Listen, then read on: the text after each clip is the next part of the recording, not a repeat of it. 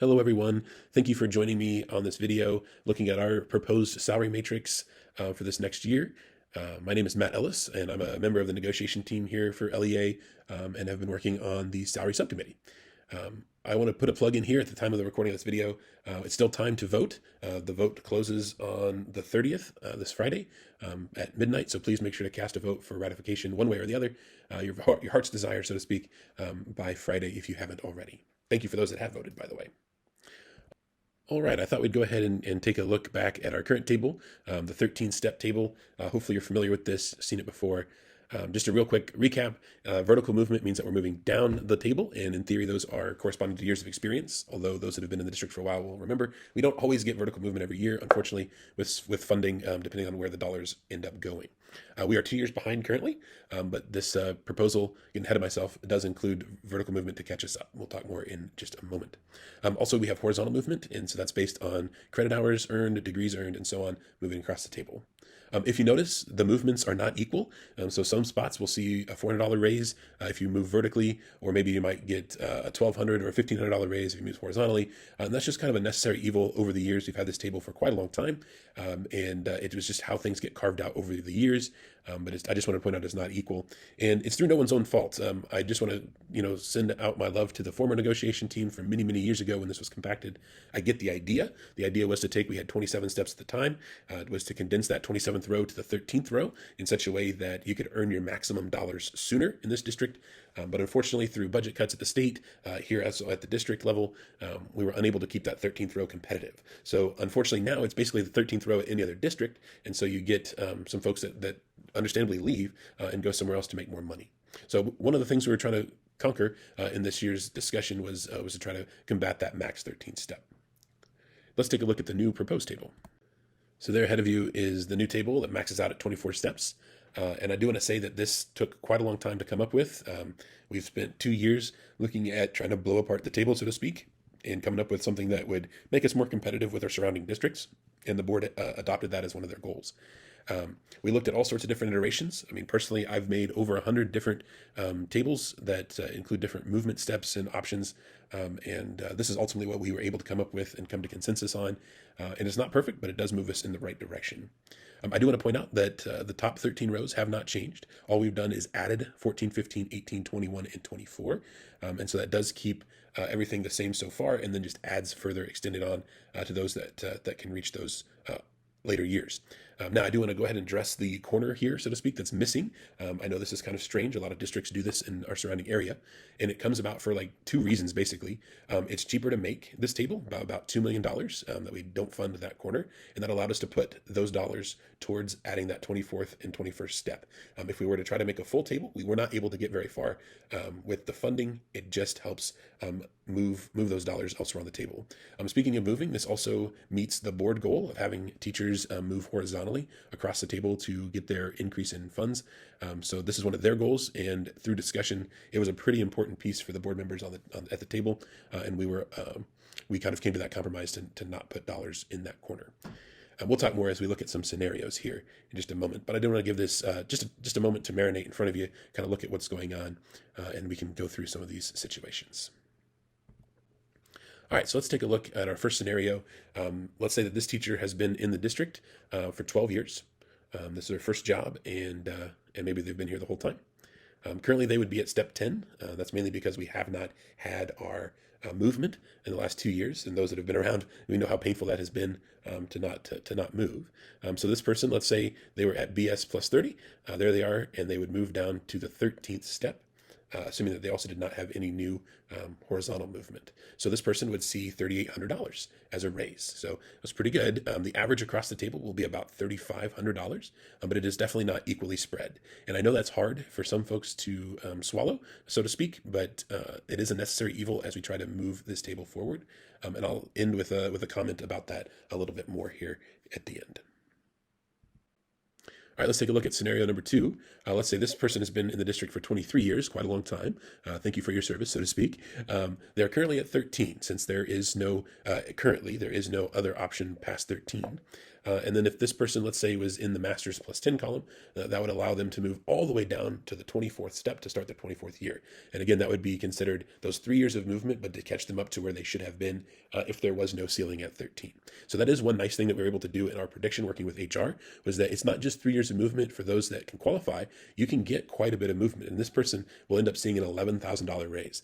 This is the most that we would have on the table. And while it's not a huge majority, there are quite a few of our veteran teachers that do qualify for this piece. Now, addressing the elephant in the room, like I said earlier, that corner is missing over there under the BS, BS10, BS20, and BS30.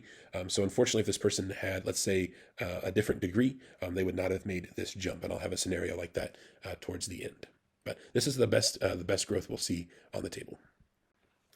Taking a look at scenario 3, let's say this person has been teaching for 19 years, but unlike the last two, maybe it hasn't always been in USD 497. Of course, we get lots of teachers from other districts. Let's say this person spent 5 years in a previous district, began here at step 6 with their 6th year, and that would have been 13 years ago. So they've been stuck at the max for quite a while, right? So they're at 13. Actually, for the last 6 years, they would have been there with no movement vertically. Now, though, if you notice, put them over there at Master's 30, they would go ahead and jump to step 18 to start this year. That would be the start of year 20. And if you're wondering, like, well, why don't they get to go to 20? If you notice, there is no 20. That was one of the ways to keep this table a little bit cheaper, was to fund every 3 years at the end for 24, 21, and 18. Now, that being said, though, HR will keep track of where you should be, so to speak. So this person should be at 20. And so the next year that they'd have vertical movement, which fingers crossed is next year, they would move to step 21. So that is something to keep in mind. Every time you do a vertical step in this district, currently we're so used to only having 1 year steps, but it is fairly common looking at other districts in our surrounding area that they're not always 1 year jumps. We looked at doing 5 year jumps, 3 year jumps, and 1 year jump. And each time you narrow it down, it does cost more to fund that table movement. But that being said, we felt like 5 years was too much. There are some districts that do that, but waiting 5 years for movement is a long time. And we felt like 3 years was a happy medium between the cost savings and the need to feel like there's growth potential. Looking at scenario 4, let's say this teacher has been for 15 years, been a teacher. They were just with us this last year. So they've had 14 years previously elsewhere, but joined us at step 13 for their 15th year of teaching.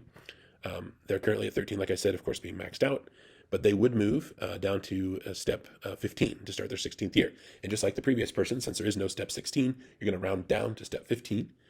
And then in 2 years, they would have movement to step 18. So in theory, again, hopefully we're able to fund the next couple of years those steps. Scenario number 5, let's take a look at this one. So we've looked at a lot of veteran teachers. Let's look at the newer folks. It's been teaching for 2 years. They're currently at step 1 since we haven't had any vertical movement the last 2 years, unfortunately, much to my chagrin. But let's see where they will go. So they'll start up there at the top and move down to step 3 to begin year 3. That's because they've been here those last 2 years and should be at year 3. All right, but let's say you're fresh to the district and somewhere not maxed out. So for example, this person's been teaching for 10 years, spent 9 years somewhere else, started at the 10th row for us. And this is a new person, so they only qualify for 1 step of movement. So this is someone that would not have been here over those last couple of dry years. And so they would only get that 1 step, but still a sizable raise, still looking at $975.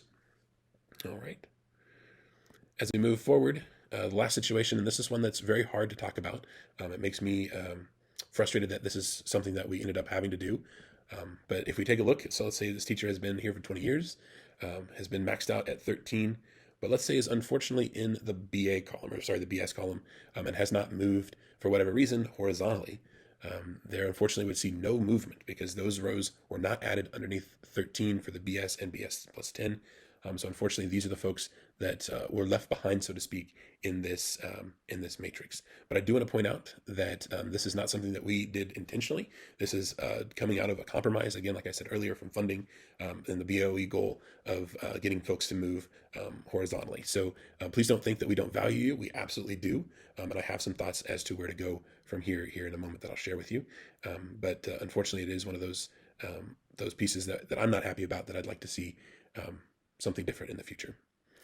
This does affect only 4% of our staff, and I know 4% is a large number, but out of close to 1,000 staff, we have 36 folks that are affected. I've been working with HR to make sure what we can do to reach out to these people and help them, whether that's a matter of getting them to move horizontally somehow, either through credit hours or maybe moving PD points to action and implementation. And so if you're one of these 4% of folks, please reach out to your BR, your building rep, to see what you can do to kind of move horizontally. And I do want you to understand that we do see you, we do value, we do hear you. It's just a matter of we were unable to put those dollars in that spot, and we were not able to bring everyone along with us. So I'm hoping that the pros outweigh the cons here in this, for everyone, as much as we can. For example, I know I'm not seeing the $11,000 raise personally, but I'm happy for my colleagues that do, and I see the potential to earn that going forward. And if, like I said, if you're someone that's wanting to earn more, there is that horizontal movement option that we will continue to fund moving forward as best we can. So some final thoughts, real quick, that I do want to point out. This is only the beginning. Every year, our team fights very hard at the table to get the best and fair compensation that we can get. I do want to say that it's very hard at the table, and I kind of knew what I was signing up for when I joined the negotiation team, but it's much harder than I thought it was to try to get every dollar that we can on the table, to try to understand, there's a budget that we have to balance, and that there's not an infinite pot, and how to spread that money out the best we can to encourage retention and recruitment, and try to keep us competitive, because we were down the list. This moves us quite a bit closer to being where we need to be, but of course the work is not done. I do also want to say that I highly doubt that the corner will be added back to the matrix. This is just my personal opinion from the discussions that have happened at the table and in the subcommittee, that unfortunately I just don't see us putting the dollar amount down there. I could be wrong. There's always new board members that have new ideas, new priorities, and so it may be something that eventually we can say, hey, we've got enough money from the state, enough interest in putting dollars there, that we could do that. Personally, though, I would like to seek what I call equalization. This is one of the mini models that I ran, that I talked about earlier. This would see everyone moving the same amount vertically and horizontally. Currently, it's all over the place, like we talked about at the beginning. But I would like to see someone, let's say, for example, don't quote me on this number, but let's say that we'd see $1,000 for every vertical and horizontal step that we would move. It would keep things a little more predictable for everybody. It would keep things a little more equal, obviously. And I think that helps incentivize, hey, if I get this X number of hours, or I have this vertical movement, everyone sees the same, which makes it a little bit easier, I think, to swallow, as opposed to some folks get a $1 amount and others see a different dollar amount. We do need, like I said, the work continues. We do need to reanalyze once this new matrix is adopted, if it's adopted, to take time to compare it to other new matrices that are out there for our competitors. Once again, the work is never done, and so we'll look at see what kind of raises they got in their districts, if at all, and see where this puts us with the new numbers. Finally, I do want to just give you guys some peace of mind that we will continue to work with HR. Been in constant contact with them to try to ensure a smooth transition as possible to this new table if it gets adopted. We're working on how to verify that if you're someone that does not have the right number of, should be in a different spot that you think than what you're placed in, that there'll be ways to work with HR, provide documentation, and get you where you need to be. All right. I appreciate you taking the time to listen to my long-winded spiel. I could talk for hours about the matrix, spent so much time looking at different things. But if you do have more questions, please don't hesitate to reach out. My personal email there at school, my school email is mellis@usd497.org, where you can reach out to your building reps. You can reach out to the negotiation team as a whole, through our president, Emerson. Everyone in the LEA is happy to help as best we can. So please don't hesitate. And I do want to thank you for taking the time again, and make sure that you guys are there with us along the way, that come to our negotiation meetings. We'll start back up again in September. Continue to reach out to school board, share your thoughts on what you think this new schedule looks like, or if there's other issues that you see coming up, email. And don't forget to vote in the upcoming elections. Those do matter. We have quite a few board spots that are coming up again this year, so please continue to do the best you can to be active.